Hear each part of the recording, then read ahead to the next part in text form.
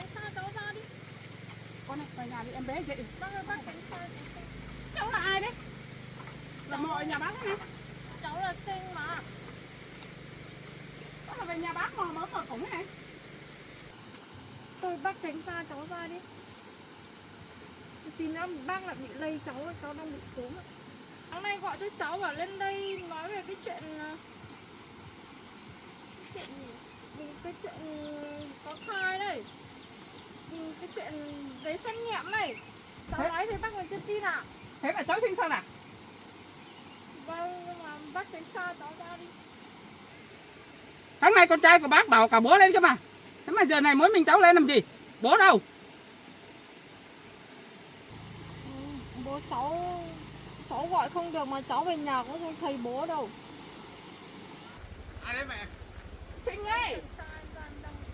Tao trùng cái gì mà nhìn kín như kiểu trộm này. Đến nhà tao vào nhà đi sao? Tao bị thi đậu đấy, mẹ không cho vào đâu, bảo thi đậu, bảo thế. Nhưng mà anh hỏi này, em có phải là em biết cái chuyện này giữa bố em với cái đồng nghiệp của anh làm ấy, em biết chuyện đúng không? Em thực sự là em không biết. Nãy thì em cũng đã nói với mẹ anh như thế rồi. Bây giờ anh nói nhá, Giờ còn em nói ấy, như nào thì em cũng em không biết cái đâu. chuyện này hay không anh không biết, nhưng mà hiện tại là em với bố em là làm như thế với anh là không đúng rồi. Em biết rõ là cái đứa con trong bụng của em mà không phải con của anh rồi. Tại sao em biết thì em không còn nói ra? Tôi cho anh xin lỗi mà như thế thì em có biết như thế. Xin lỗi thì cũng phải hai bố con ra đây xin lỗi đàng hoàng. Anh là bức xúc lắm rồi.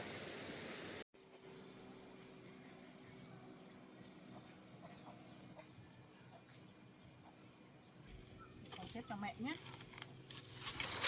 Nhà không có củi đun rồi con ạ.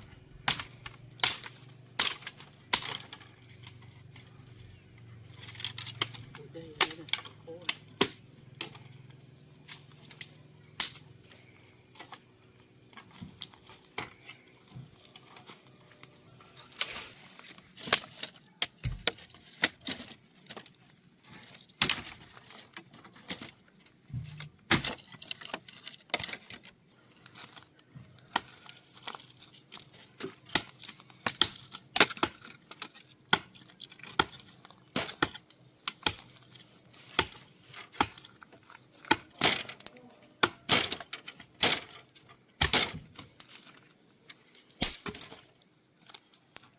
Con ơi, hôm nào để con khỏe xong hai mẹ con mình đi nhặt nhiều vào con nhỉ. Bây giờ mình cứ lấy tạm á, có đun là được rồi.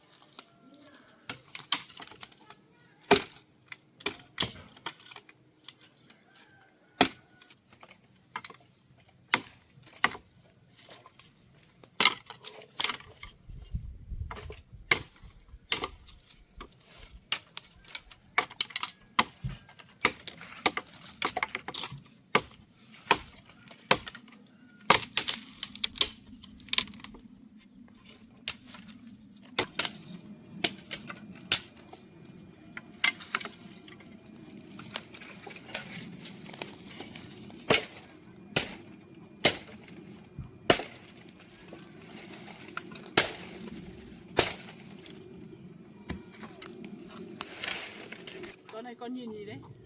À, máy bay thôi con ạ. Máy bay thôi. Nó tới chừng cao bé tí à.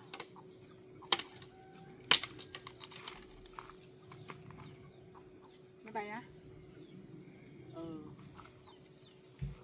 Không sợ đâu con ạ, không rơi được đâu. Bay ở trên kia không rơi được đâu. Nhé, không sợ đâu. Con sợ rơi á? À, không sợ đâu. Đấy, con xếp củi cho mẹ.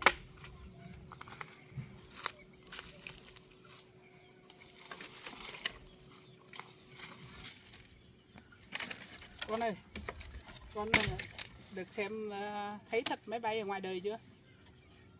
Mẹ thấy đấy. Trước mẹ còn trẻ mẹ đi làm ấy, mẹ được lên máy bay rồi đấy. Ừ, cao, nó bay cao lắm, xong là to, nó chở được phải hơn 300 lượt khách. Ừ, nhiều lắm. Ừ, to lắm. Mỗi một bên, hai bên thì mỗi bên mỗi hàng mỗi ghế thì có ba ghế con ạ. Mẹ được lên rồi đấy, không sợ đâu. Nó bay nó đi trên trời, có lúc nó vào cái chỗ đống mây nó có khập khềnh ấy.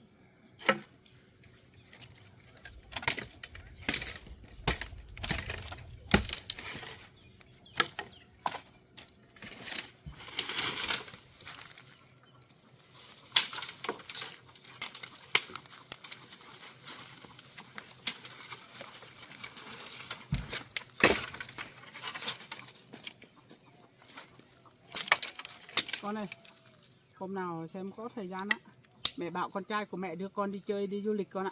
Đi Phú Quốc hay thì đi đâu ấy. Để đi một chuyến máy bay để con biết. Không lo đâu, không sợ đâu. Lúc ấy mình đi nhỉ con nhỉ. Con ơi, thế trước con cũng đi Hà Nội một lần mà. Mà con đi du lịch ấy, con không thấy máy bay à? Ở đấy cũng có mà. Sân bay quốc tế ấy, ở Hà Nội mà. Chắc con không thấy nhỉ. Thế thì chuyến sau thì mẹ bảo con trai của mẹ đưa con đi một chuyến máy bay mới được.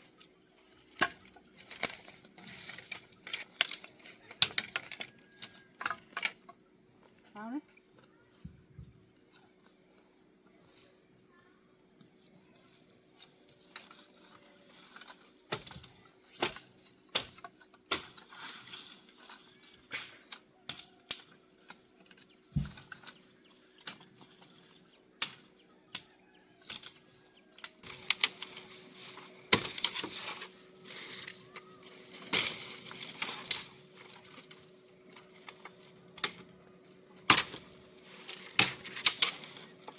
Sắp được chưa con?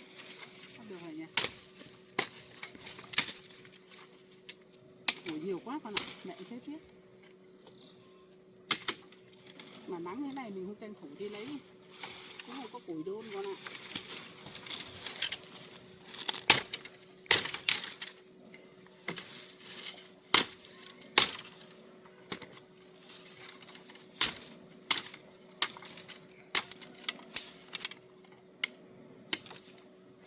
Được chưa con?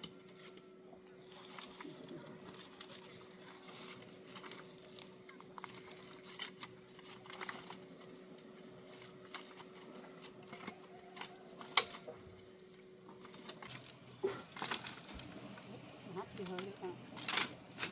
Nào, cô mẹ này.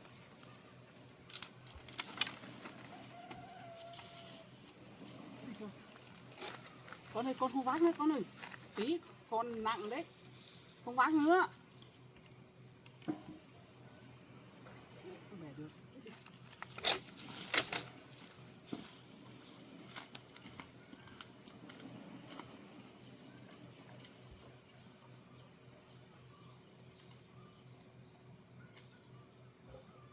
Này đi cẩn thận nhé.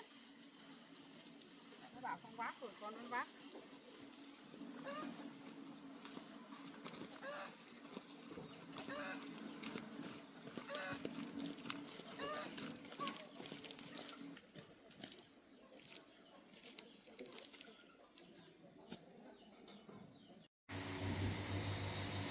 Này. Xếp đi.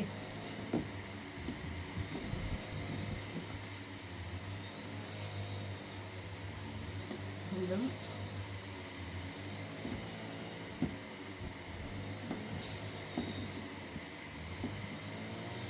Hươu con bò đi. Con dê đi. Cao cổ đi. Đây nữa. Xếp đi, xếp đi. Anh cháo lại nè. Anh cháo á. Thổi đây rồi đây. Đây.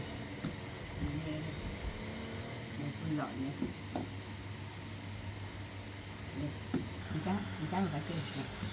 Đi ăn cháo phải chưa nha. Đi rửa đó nè.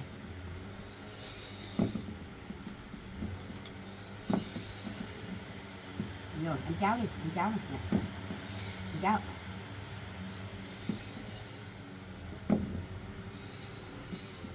Xếp rồi, xếp rồi nó xung quanh rồi, ăn cháo lên thì nó như con nước ăn nước, nó đây, này.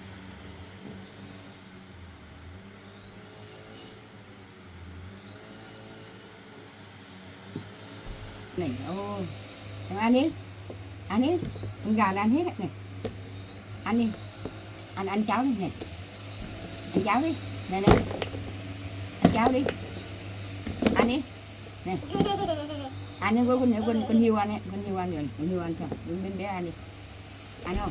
Không cần đâu, đây, không ăn đi.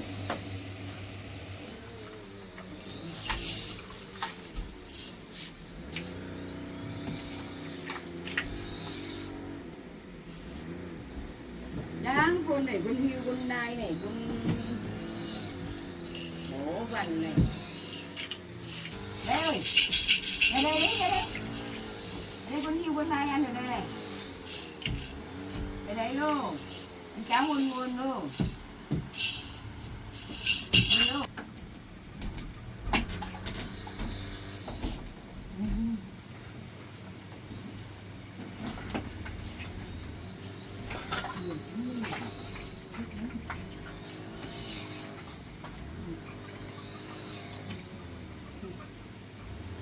Bánh đây này.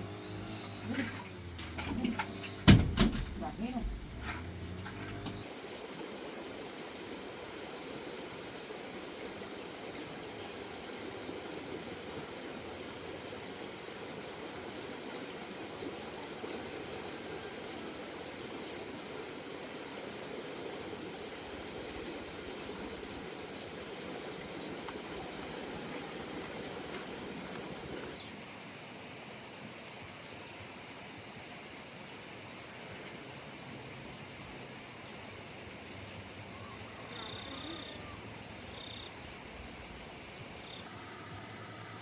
Đâu hết rồi nhỉ? Mẹ đàn bà cũng ở nhà mà sao bây giờ không thấy nhỉ?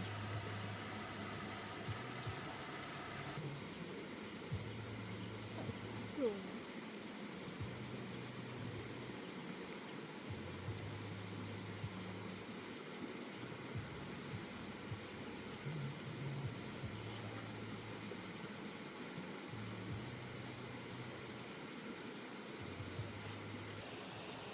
Tất cả nhà đi đâu hết nhỉ? Mình còn đang bị ốm. Bỏ mình lên đây mình có khỏi mà.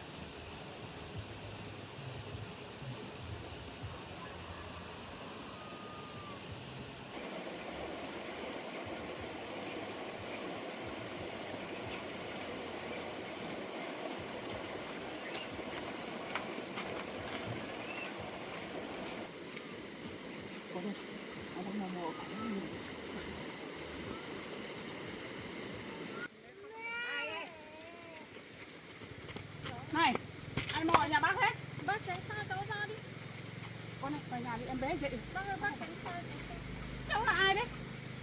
Là mò ở nhà bác thế này. Cháu là Sinh mà. Cháu là về nhà bác mò mở cửa cổng thế này. Anh bảo, nói là bảo cháu lên đây gặp anh Bảo mà thấy ảnh à. Cháu là ai đấy? Cháu là Sinh à, bác tránh xa cháu ra đi, cháu đang bị ốm đấy. Bác tránh ra đi. Cháu sinh sao là bị thế này hả? Có phải không đấy? Cháu đang bị cúm, đau mắt, không bị thủy đậu nữa. Bác tránh ra. Có phải không đấy hả? Đây, cháu đang bị đầy nốt ở đây này. Nó bị thế này hay thì dối bác? Cháu là Sinh mà. Thôi bác tránh xa cháu ra đi. Tí nữa bác lại bị lây cháu đang bị cúm. Có thật là bị cúm không? Hay là có ý đồ gì? Không, cháu không có ý đồ gì đâu. Thì mà anh Bảo gọi cháu lên đây mà. Cháu đang bị thủy đậu ấy. Chắc không phải cháu sinh đâu. Con này con nuôi ra đi. Đứa này bảo thì đấy. Bé sao cháu khác Con nuôi ra đi. bị lây đi. Không phải là cháu sinh đâu chứ cháu à. Đây, cái này nước này đến bò lâu lắm rồi. Thế hả bà? Bạn chủ ở ngoài bà còn cửa bà không mở đâu. Nhưng mà bác nghe cái giọng của cháu bác không biết à. Nhưng mà cháu sinh sao là bị thế này? Hôm nay cháu lại trùng kín Cháu thế. bảo là cháu đang bị cúm, đang bị thủy đậu. Thôi nó đi đây, nó không phải là cháu sinh đâu, nó là người xấu đấy.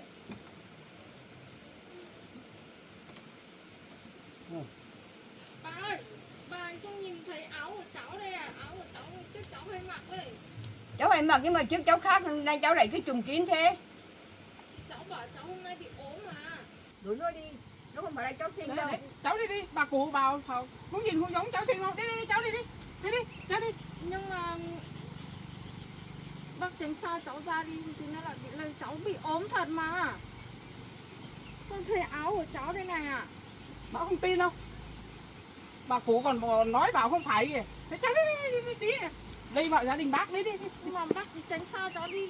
Nhưng mà anh bảo sáng nay gọi cho cháu bảo lên đây nói về cái chuyện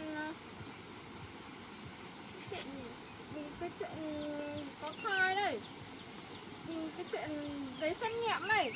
Cháu Thế? nói thì bác còn chưa tin à? Thế là cháu sinh sao nào? Vâng, nhưng mà bác tránh xa cháu ra đi. Cháu lên đây nhưng mà cháu bị ốm sợ lây mọi người nên cháu vẫn phải kịp kín như thế. Có phải cháu sinh sao không? Phải mà, cháu là sinh mà. Cái không phải sinh thì làm sao mà biết được cái Nhưng chuyện mà- giấy xét nghiệm cái gì đấy. Cái giọng nói thì như cháu sinh thật nhưng mà nhìn vào cái mặt cái dáng là như không phải. Bác không tin à? Bác xem cái áo này, cái quần này, cả dép nữa đây này. Cả cái giọng nói của cháu bác cũng không nhớ nữa à. Cái giọng nói là giống thật nhưng mà cái dáng người Đây thì quần áo đây này. lại bịt mặt thế này, bác nhìn chẳng thấy rõ thế nào, giống không giống cháu sinh một tí nào, bịt thế này ấy. Tóc, nhưng mà tóc che hết rồi. Thế bác, cháu đến đây có chuyện gì? Và nhà bác có chuyện gì? Thì anh bảo sáng nay gọi cháu lên đây để nói chuyện về cái tờ giấy xét nghiệm cái gì ấy. Về cái thai ngày trước này. Thế thì vào nhà bác thì vào tránh xa nhà bác ra nhá. Bây giờ con trai bác không ở nhà đâu. Tôi không ở nhà. Chưa làm về đâu. Nhá. Vào thì vào nhưng mà phải tránh xa gia đình bác ra đấy. Thôi thì cháu đứng ở ngoài này cũng được. Thì nó lại lây sang cả nhà hết rồi. Đứng ở cổng thì được, còn vào đây thì cứ lấy vào em bé của bác đấy. Cái bà chủ đấy. Nhưng mà anh bảo chưa về, cháu chờ ở đây. Chưa về đâu, con trai của bác chưa về đâu. Bác cũng sắp về rồi. Vâng. Thôi bác đi vào trong nhà đi. Cháu đứng ở đây nhá. Vâng.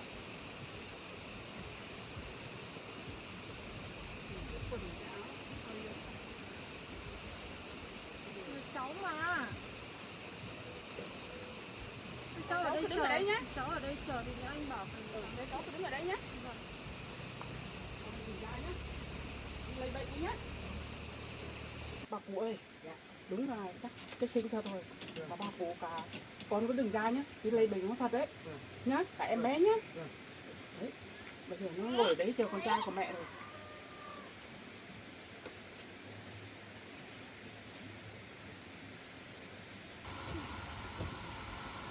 Đang bị ốm thì ngồi ở đây chờ nữa. Chị anh bảo mà cái gì. Con vào nhà nghỉ đi. Bây giờ con còn vừa mới đi viện về, con còn yếu nữa. Đi vào nhà đi, không ở đây nữa. Để mẹ gửi gạo ra, mẹ bịt mồm thì sao với nó nhá. Con vào nhà đi. Đừng ở đây, đúng cái sinh thật rồi, để mẹ thoát ra.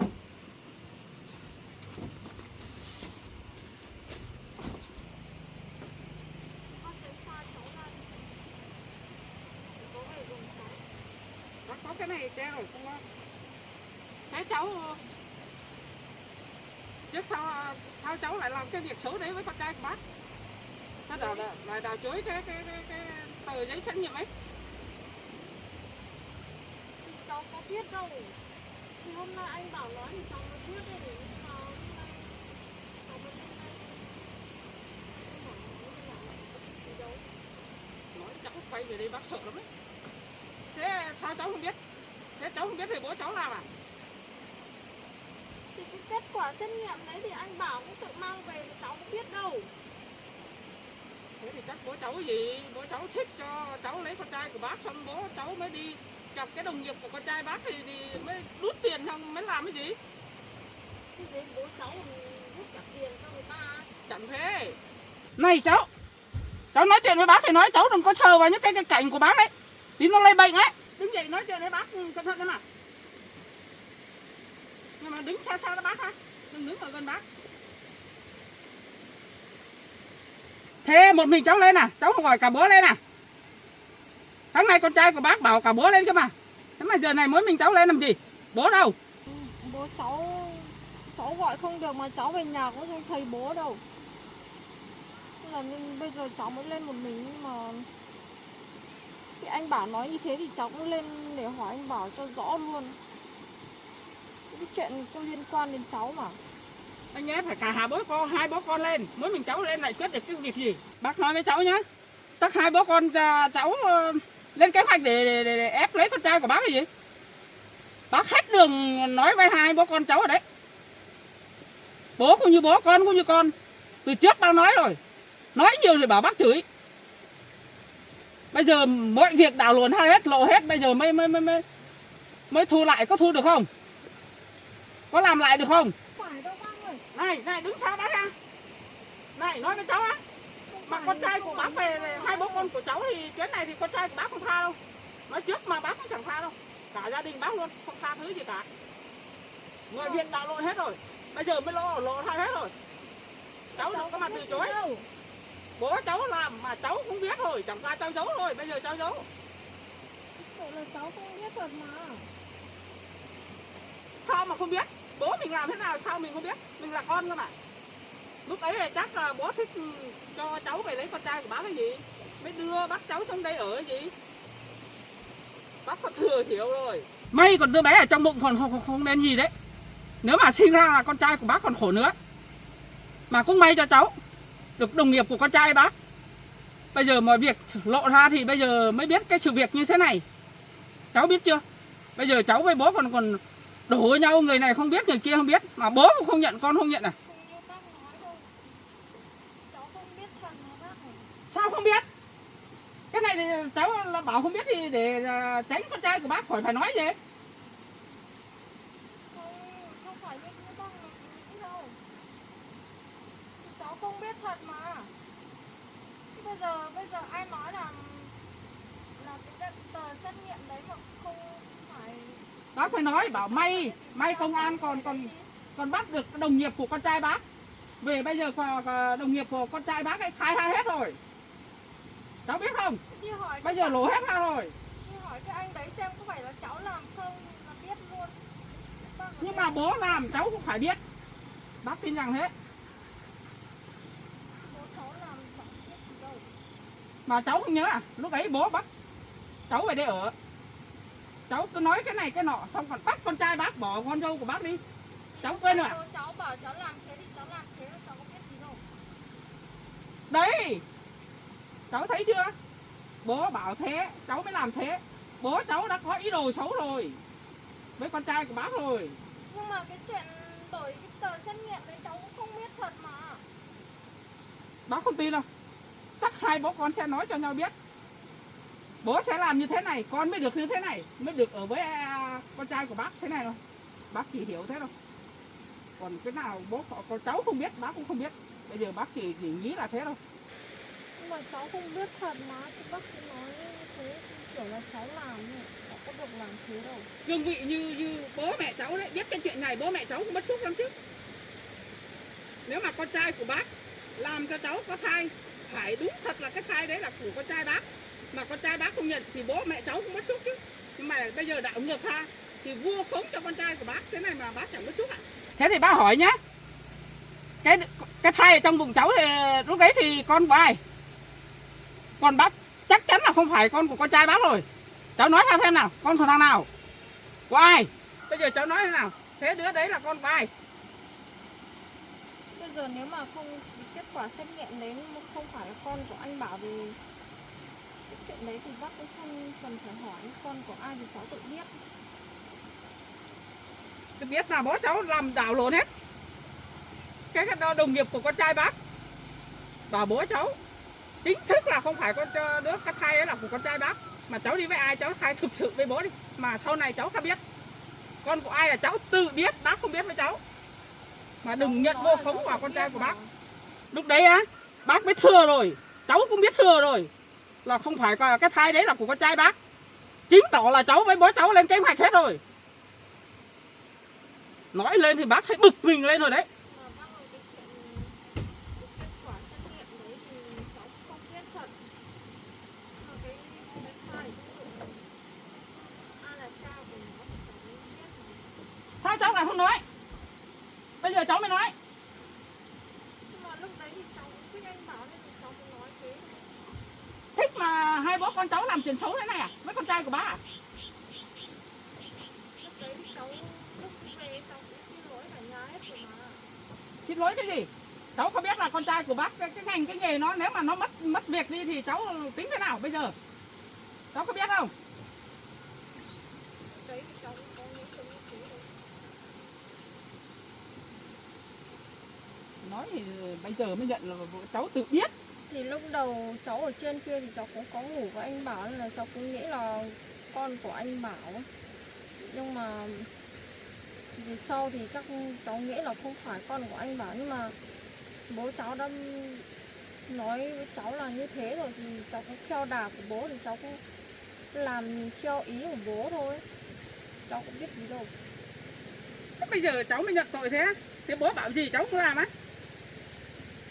Lúc đấy bác đã hiểu cháu rồi. Biết từng cái nút ruồi của đằng sau của con trai bác rồi. Cháu mò mớm cháu làm xấu từ cái chuyện đấy rồi. Nó đi tắm cháu đi mò sau nhìn xong về cháu mới kể với bác rồi. Bác đã biết hết rồi.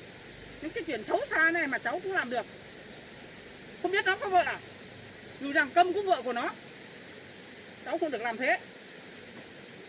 Thì bây giờ cháu biết rồi, cháu biết lỗi của cháu rồi mà. Bây giờ biết lỗi thì cũng muộn rồi cháu ạ. Mọi thứ muộn hết rồi. Bác nói với cháu á, con trai của bác đã khổ vì cháu nhiều lắm rồi. Bây giờ cháu lấy điện thoại ra đi, gọi cho bố về đây. Nói chuyện với con trai của bác. Nó sắp đi làm về thôi. Không phải mỗi mình cháu về đây mà giải quyết được cái chuyện gì đâu. Phải lấy cả bố về. Nhưng mà bây giờ bố cháu ở nhà cháu không biết gọi bố ở đâu. Cháu phải liên lạc bằng được với bố. Không được, lý do này lý do nọ. Cái lúc bố cháu với cháu làm em, con thế này có từ chối bảo không biết bố ở đâu đâu. Cháu biết hết.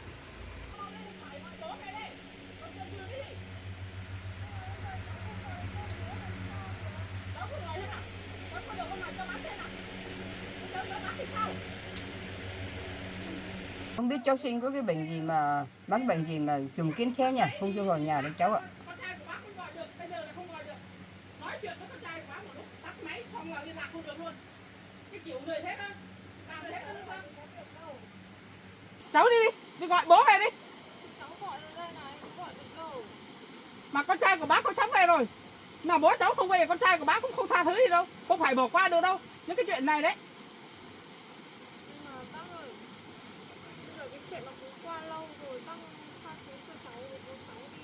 Bây giờ cái chuyện này anh Bảo cũng phải quyết xong lâu rồi mà. Giải quyết xong lâu cái đấy là chuyện là hai bố con cháu. Bây giờ mọi việc mới biết thì ai thiệt thòi cho con trai của bác đã. Ai thiệt thòi cho gia đình bác đã. Cháu biết chưa? Cái xấu là lấy đi đâu, vứt ở đâu. Con dâu của bác khổ bao nhiêu về với cháu rồi. Mà con trai của bác cũng mất bao nhiêu tiền để lo cho cháu rồi. Bây giờ cháu còn bảo bỏ qua cái gì? Cái chuyện này bỏ qua được á? Còn lâu bác mới tiếp nhận được cái câu chuyện này bỏ qua được. Khi nào bố cháu lên đây đi, với cháu lại lên đây gặp con trai của bác nói mọi việc phải đền đáp cho nó như thế nào, bồi thường cho nó như thế nào bác mới chịu. Cho gia đình bác thế nào đó. Con dâu của bác đã vất vả vì cháu nhiều lắm rồi. Mà cháu hành hạ nó không biết bao nhiêu, cháu biết không? Nó đi bán từng mớ rau được đồng tiền nào về cháu tranh chấp nó lấy hết. Đi mua cái này đòi mua cái kia nó mua cho. Bây giờ cháu quên à? Tất cả à? Cháu làm thế à? Làm thế là người à? Xít nữa là con trai của bác còn bỏ cả con dâu của bác ấy. Mà nó còn lập trường để đấy. Mà con bố của cháu không lên á, con trai của bác sẽ phát đơn kiện luôn. Không tha thứ gì cả. Mà con trai của bác không kiện thì bác kiện. Bản thân bác kiện luôn. Nói thế, nói trước. Bác không tha thứ đâu, cái chuyện này không bỏ qua được đâu. Cháu xin lỗi mà, bác bỏ qua cho cháu đi. Lúc đấy thì cháu không nghĩ rằng nói chuyện nó đi xa như thế. Mà bây giờ nó cũng qua lâu rồi mà. Qua lâu bây giờ mới biết là mọi sự việc như thế. Trước đấy bác nói thì cháu không nghe đâu, bố cháu không nghe đâu. Cứ một đằng là bảo con trai của bác sai. Còn nói cái này nói cái nọ. Còn bảo còn khuyên nó bỏ cả vợ nó đi. Nhưng mà cái chuyện đấy là vì do bố cháu làm chứ không phải cháu làm đâu. Mà không phải mỗi mình bố cháu đâu, cả cháu cũng thế. Cũng bắt thằng Bảo nó bỏ vợ nó. Thì lúc đấy nếu mà kết quả nó không thay đổi như thế thì cháu cũng đi về nhà thôi chứ cháu không được đà làm như thế đâu. kết quả cái gì? Kết quả đấy là chính bố cháu thay đổi rồi. Bây giờ cháu gọi bố về đây đây. Còn kết quả cái gì?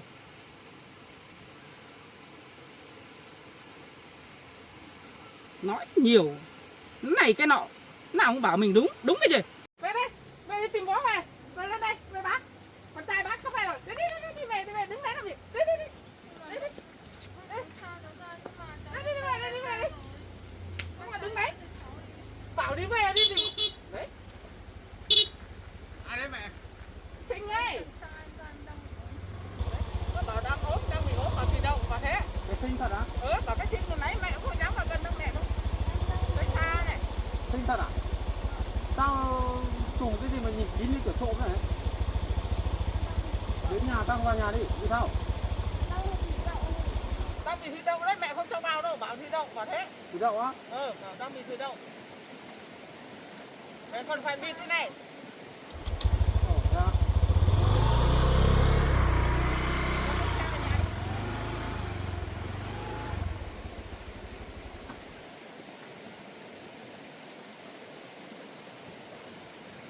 Có bị thủy đậu thật không đấy? Hả? Bị sốt, nó mắt nữa. Đến đây lâu chưa? Con phải khẩu trang nhá. Con đừng vào gần nó ho sốt đấy. Bà Mận với lại bà cụ mẹ không cho xuống đây đâu. Đuổi bên nhà hết rồi. Đừng với mẹ ở đây, đáp ở đây đâu, đứng ở đây đâu. Đuổi nó về, nó không về, bảo về đi. Nó không về. Thế em xuống đây, anh bảo là gọi là bố em xuống đây là bố em đâu? Em về đến nhà còn thành phố đâu nhưng mà gọi có được đâu. Không gọi được, em bị ốm em ra đây làm gì? Em phải lên đây để hỏi rõ xem có phải như thế không chứ em không biết cái chuyện đấy là như thế nào nên em phải ra đây hỏi. Chuyện đấy thì anh nói sơ qua cho em biết rồi. Đấy, hiện tại là cái vụ việc ấy bây giờ đồng nghiệp của anh mới khai ra thì mới biết chuyện này chính là bố em là người chủ mưu cái vụ này ấy. Cho nên anh mới bảo là gọi bố em xuống đây, nhưng mà anh lại nói kiểu là lộ quá thì bố em lại biết chuyện mất rồi. Bây giờ bố em không dám xuống, anh cũng bảo em là gọi cho bố xuống đây. Là có phải bố em làm thật không hay là cái thằng kia nó lại vu oan cho bố con? Không oan gì cả, đồng nghiệp của anh đến giờ này nó không phải oan gì cho ai nữa. Chính bản thân nó bây giờ nó đang phải chấp hành cái mức phạt của nó rồi. Biết đâu nó đi hãm hại nhà em thì sao em? Không có đâu. Thế mới bảo là gọi bố em ra đây để xác minh này. Nếu mà đúng là đồng nghiệp của anh nói như thế là đúng là bố em làm như thế là không sao với anh đâu. Anh bảo là gọi cả bố thôi mà. Thì bây giờ em không gọi được, em không tìm thấy bố thì em biết làm nào. Nhưng mà anh hỏi này, em có phải là em biết cái chuyện này giữa bố em với cái đồng nghiệp của anh làm ấy, em biết chuyện đó không? Em thực sự là em không biết. Nãy thì em cũng đã nói với mẹ anh như thế rồi. Bây giờ anh nói nhá, Giờ còn em nói ấy, như nào thì em cũng em không biết cái đâu. chuyện này hay không anh không biết, nhưng mà hiện tại là em với bố em là làm như thế với anh là không đúng rồi. Anh sẽ không để yên cái chuyện này đâu. Anh sẽ gửi ra cái chuyện đến công an đấy. Anh sẽ nhờ công an để giải quyết, để đòi lại công bằng cho anh. Cả gia đình anh chịu bao nhiêu thiệt thòi, bao nhiêu cái mất mát là vì em đấy. Nhưng mà cái chuyện này cũng qua lâu rồi, em bỏ qua cho bỏ con em đi chơi. Thế giả sử cái trường hợp này em đặt vào cái vị thế của em xem, em bị người ta làm như thế em có dễ dàng bỏ qua không? Chịu bao nhiêu tổn thất, bao nhiêu mất mát, lẫn tình cảm và cảm xúc, rồi là nói chung là mọi thứ trong nhà, vật chất rồi các thể loại luôn. Em không phải là ở đây ngoan ngoãn hay thế nào đâu. Em biết rõ là cái đứa con trong bụng của em mà không phải con của anh rồi. Tại sao em biết thì em không còn nói ra?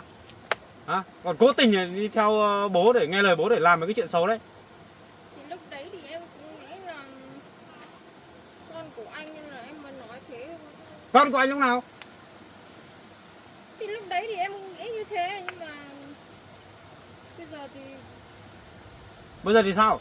Bây giờ ấy, em với bố em phải ra đây nói chuyện với anh nhá. nhưng mà cái kết quả này sao nó lại như thế được? Như thế đi, hỏi bố em là biết mà. Chính bố em là người làm ấy. Nếu không bố em mà không làm chuyện đấy á, chuyện nó không đến mức độ đâu.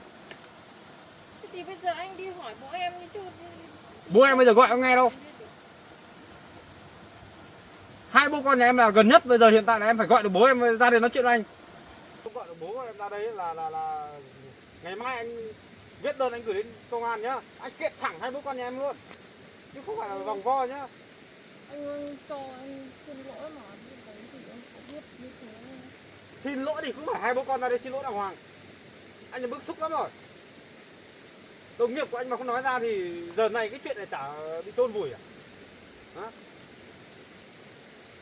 Mà lúc đấy thì tại cái anh kia chứ em có được xúi giục anh đấy làm. Anh nào?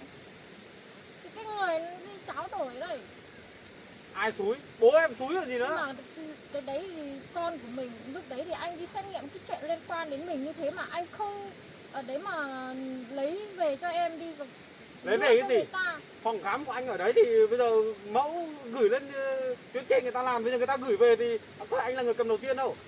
Thằng đồng nghiệp của anh nó khai rồi, chính nó cầm đầu tiên đấy, nó là người nhận đấy. Hôm đấy chắc là anh bận khám bệnh cho bệnh nhân nên là anh không ra nhận. Nó ra đón để nhận lấy cái kết quả kia trước. Nó xem qua rồi, chắc nó biết trước bởi vì là trước đấy là nó với bố em là lên kế hoạch rồi. Cho nên nó sắp xếp là để cho nó đi cầm trước. Anh đâu có biết, đồng nghiệp của anh cứ tin tưởng anh có biết đâu. Bây giờ là em gọi bố em ra đây để xác minh cái vụ này đi. Xong rồi là như thế nào đấy thì phải đền bù tổn thất cho gia đình anh. Còn không anh gửi đơn kiện đến công an anh đùa đâu. Mà không phải tại em đâu. Bây giờ em một mình ra đây nói cái gì? Em lên đây hỏi để biết thôi chứ. Đang ốm đang đau thì phải bảo bố ra đây nói chuyện với em ra. Biết mình đau ốm là mình ở nhà chứ. Một mình em không giải quyết được gì cả. Bây giờ hỏi em có biết cái chuyện này không? Em nói là em không biết rồi. Không biết thì em ra đây làm cái gì? Anh gọi em lên đây để hỏi. Anh bảo em là nhờ em mà đi tìm bố em, đưa cả bố em ra đây cơ mà. Bây giờ em không tìm thấy bố thì em biết tìm ở đâu? Tưởng em đi đào hết cả cái làng này à? Bố em ở đâu em còn không biết nữa à? Bố em làm cái chuyện gì xấu xa đâu mà cả con gái của mình gọi điện thoại không nghe. Bây giờ ở nhà không thấy, gọi điện không được thì bây giờ em biết tìm ở đâu? Thế trước em bảo gặp bố em ở đâu? Bố mình ở đâu? Thì em gặp ở trên làng này nhưng mà gọi có được đâu, bây giờ đi tìm kiểu gì? Một kim bãi bể ở đây à? Em về em cứ gọi cho bố em liên tục đi, nhắn đi. Nếu bố em mà nghe máy mà không biết tin như thế mà không chịu ra đây nói chuyện với anh nhá. Rồi, ngày mai ngày mốt đây thôi. Sẽ có giấy của công an gửi tất nhà đấy. Không trốn được thoát đâu. Cái này ấy, là công dân ở khu vực này thì công an người ta nắm hết rồi nhá. Còn không xuống ra đây để gặp anh thì liệu hồn đấy. Anh thích làm gì thì làm. Ok thôi. Nếu bố em ngày mai bố em mà không ra đây gặp anh sẽ gửi đơn lên công an nhá. Anh nhắc rất là nhiều lần rồi nhá. Bây giờ em bị ốm rồi đấy, anh không cho vào nhà đâu. Với lại em ở đây bây giờ em hiện tại anh hỏi em có biết chuyện gì thì cũng chả nói được cái gì cả. Bây giờ em bảo là em không biết thì bố em cũng không biết nốt thì giải quyết được gì. Đồng nghiệp của anh nói rõ ràng thế rồi. Bây giờ anh tìm bố em không tìm. Bố em bây giờ gọi có nghe đâu. Sáng nay gọi được mỗi lần nghe xong là đến giờ. Bây giờ anh có Còn chặn cả số của anh ấy gọi được đâu. em phải làm gì? Cái chuyện này thì giấy xét nghiệm thì không liên quan đến em. Không liên quan thì anh hỏi nhá. Thế cái đứa con trong bụng ấy là con của ai? Hả? Bây giờ anh biết là không phải con của anh rồi anh hỏi làm gì? Đó. Thế em có biết không? Biết cái đứa con trong bụng đây con của ai không? Lúc đấy thì em không biết nhưng mà bây giờ anh nói thế thì em biết rồi. Biết rồi thế tại sao? Chắc chắn từ lúc đầu em đã biết rồi. Cái chuyện anh với em ở trên lán của em đấy chắc không có chuyện đấy đâu. Em bịa một phần thôi bởi vì lúc đấy anh có biết gì đâu mà em nói gì anh chả tin. Chắc là đi với ai đấy có thai rồi quay ra sợ bố mắng hay là thế nào đấy thì kiếm cái chuyện này rồi là nói với bố là bố lại bày cho chuyện đấy không? Mang ra lại vơ hết cho anh chịu. Đây cuối cùng thấy chưa? Có được cái gì đâu. Được rồi cuối cùng thì đấy. Gieo nhân làng gặp quả đấy thôi. Anh đâu anh có biết cái gì đâu. Bây giờ quan trọng là bố em này, phải gọi bố em ra đây. Không có bố em ra đây thì không giải quyết được cái gì đâu. Thì anh tự đi tìm đi em thời gian để em tìm đấy. Cả em cũng liên quan đến chuyện này đấy. Chứ không phải là em bảo em không biết là em thôi xong của em thôi nhá. Em biết là liên quan đến em nhưng mà bây giờ Bố em là người bày mưu, em là người thực hiện nhá. Dưới sự tác động của bố em nhá. không phải là không có trách nhiệm gì ở đây đâu nhá. Em phải hiểu là em làm bao nhiêu cái khổ đau cho gia đình anh, đặc biệt là vợ anh. 1-2 tháng không nói, đằng này gần 1 năm trời, chứ có phải là ít đâu. Nếu không xảy ra với cái chuyện về cái thai của em thì giờ này biết thế nào bây giờ hả? Giờ này ai chịu cho? Không nói nhiều đâu, đi tìm bố em về đây. Không tìm bố em ở đây là không xong anh đâu. Về bảo bố đi. Con này, bây giờ mẹ nói này, không nói chuyện nhiều nữa. Bây giờ bảo nó về đi, về tìm bố nó đi. Bây giờ mới mình nó đứng ở đây giải quyết được cái việc gì? Cứ nói sao cái nhau suốt thế này có được cái việc gì? Lúc nãy mẹ cũng nói hết lời rồi.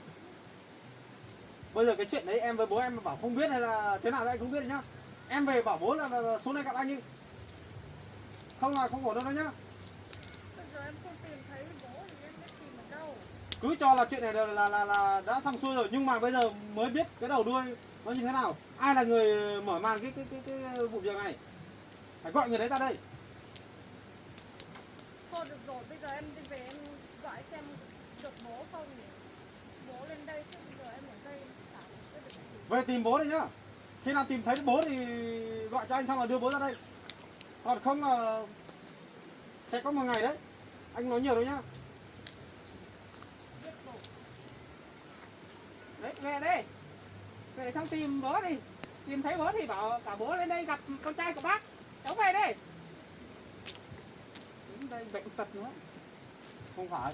Cái này thì cũng không hẳn là ấy đâu, không sợ đâu, chẳng qua là chắc Thịt đậu không mà. Nó mẹ bảo sợ lên lây thịt cho em đậu. bé. Ừ, nó bảo lên thịt đậu không mà. Cái này cũng không đến nỗi cũng không sợ mấy đâu.